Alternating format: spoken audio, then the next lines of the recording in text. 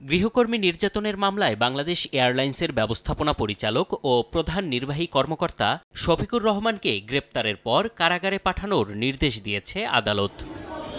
সোমবার আদালতে হাজির করে শফিকুর রহমান ও তার স্ত্রীসহ ৪ জনকে কারাগারে আটক রাখার আবেদন করেন মামলার তদন্ত কর্মকর্তা উত্তরা পশ্চিম থানার এসআই রোমের মিয়া। শুনানি শেষে জামিন নাকচ করে তাদের কারাগারে পাঠানোর আদেশ দেন Dhaka metropolitan magistrate Mohammad Raju Ahmed.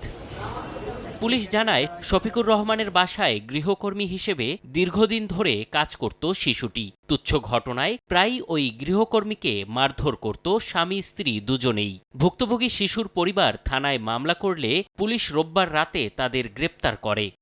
M A আজিম, সময় সংবাদ, ঢাকা।